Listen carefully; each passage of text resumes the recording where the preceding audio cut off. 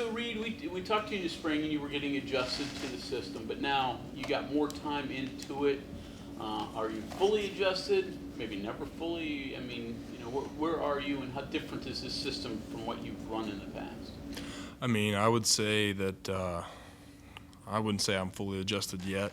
I mean, we're still going through some installs, and that's why this fall camp has been so pivotal, is to get everybody ready to go, all the calls in, all the different plays and everything like that. So not fully adjusted yet, but working our way there for sure. What's the hardest part of it? Is it knowing your assignment? You got to know everybody's assignment and alignment, I guess. So is that hard? Yeah, I mean, as a linebacker, you got to know a little bit about what everybody does, if not all of it. It's kind of a complimentary deal, like Coach Alley's scheme is it can be a lot if you don't study. Obviously, linebackers study all the time, but you do Alley's scheme along with Coach Rod's tempo at the same time. There's a lot of moving pieces there, and it's moving really fast. So if you're not on top of your game and you don't study a little bit at night for that little amount of time that you have at your own place, then you'll get left behind. So throw in all the new players. I mean, add that element to what's it like when you got all these things happening and a bunch of new guys around you.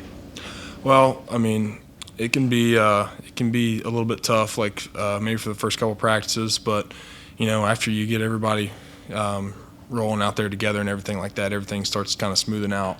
But it's something I'd say to newer players and guys that weren't here in the spring is they got to study a lot too. Everybody has to study a lot and be on top of their games, because if they're a little bit behind and say this guy is maybe ahead or really on top of his game, then there's always some miscommunication, and then what happens when that goes down? Big play. So as long as everybody is studying and knows how to communicate and everything out there, then it's usually all good. 15 practices last spring, and you've got about 8 now, so you've got about 23 practices in this defense. What have you learned from the first practice to the 23rd practice? Oh man, you learn something every day, really. I mean, going against the same offense every day, you picked up tendencies, obviously. So that obviously helps, along with, if you have some sort of an understanding of situational football, what plays you're going to get. And so, I mean, that's what I'd say is the most that I've gotten out of it. Last thing here, this is probably, the third different defense you played in college football, right? Fourth. Fourth? It's the fourth, yes, sir. Okay, so how do you separate all those and take the things that they wanted you to do in those, and maybe they apply, maybe they don't? How do you separate all that?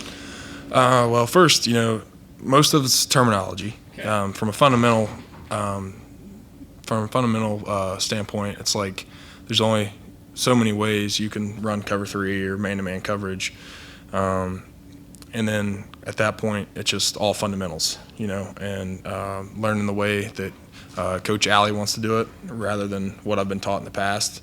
I mean, there's certain little pieces, that you can keep, like as far as, maybe where you put your eyes in man coverage, things like that. Steps are steps, right? Leverage is leverage, yeah, right? Yeah, it's there's some carryover there, but the main thing is terminology and learning what he calls this route and this pass play, that sort of thing. Is it intuitive? Does it make sense what he's calling?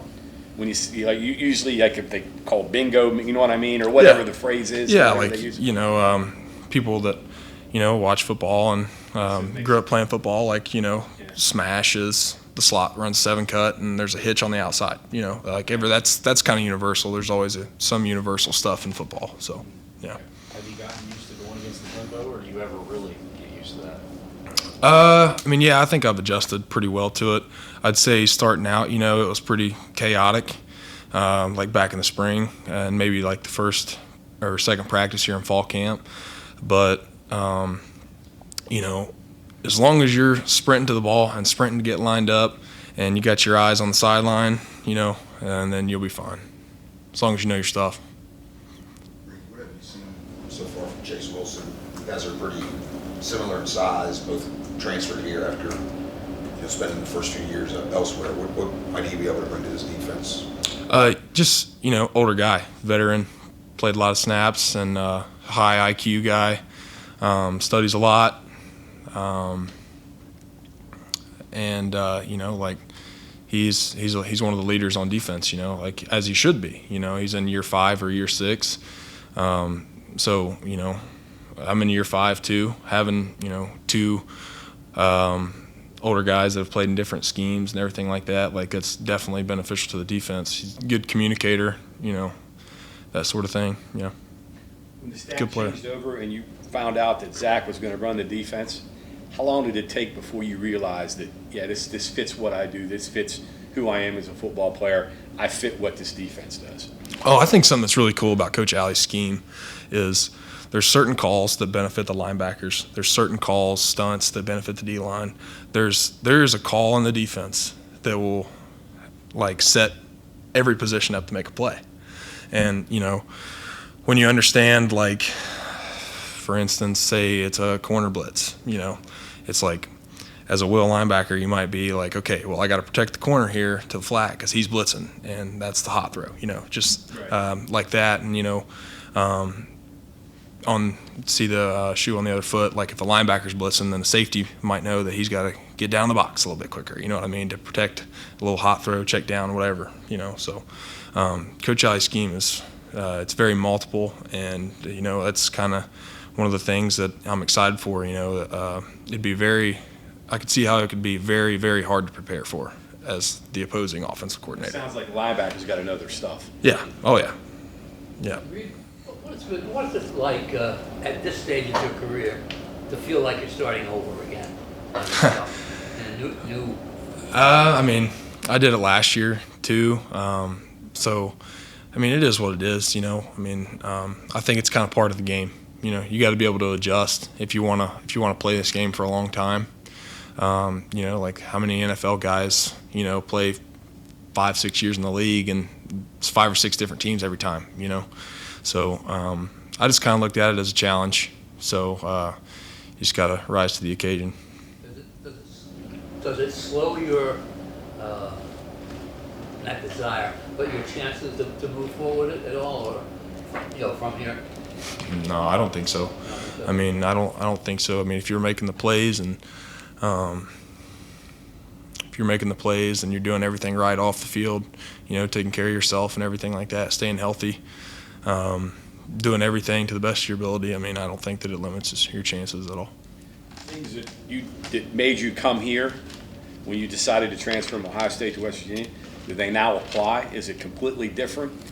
Different scheme, different coaching staff. It's the same place, but do all those things that you thought about that I wanted to do as a college player, does it still apply to you now? Yeah, 100%. I think everybody has personal goals, right? So,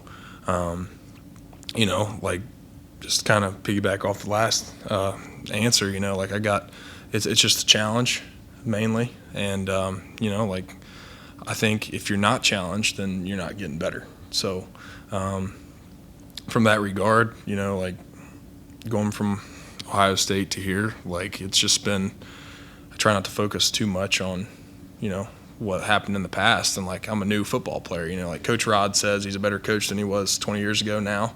It's I would like to say that I'm a better football player than I was when I was a true freshman, 18 years old, and didn't know what I was looking at, so. This defense and a lot of more modern defenses today, the hybrid guys, the outside guys, a little more speed, covering a lot more ground.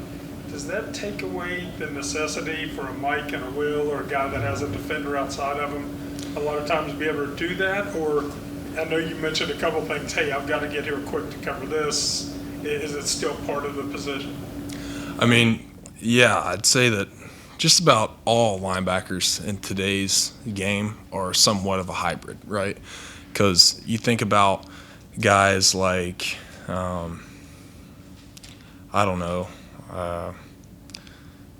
a Dick Butkus, that guy was playing in a different era where you had to be, if you were a linebacker, you had to be 265 pounds because you're plugging the same A-gap all the time. Well, in today's game, you know, you might be lined up between the slot receiver and the core, and you might have to, you know, hold off this RPO and then get in there and fit the run. So, I mean, I think linebacker is an interesting position because you have to be able to do so much, and that's why linebackers are pretty valuable on special teams, because there's so many different jobs that you have to be able to do as a linebacker. And it seems like a lot of that is changing position speed. It's not just, hey, timed in the 40. It's making your cut, doing a drop here, angle here. Oh, yeah. You gotta be quick doing that too. Yeah, change direction's obviously like worth its weight in gold in today's game, and you know, obviously running your top speed is too. So, yeah, like you got to be able to raise your hips a little bit, run, and then you got to be able to sink your hips on a dime, change direction, all that stuff. Like it can be pretty challenging at times, depending on what your job is. Okay, thank you very much. Thanks, guys.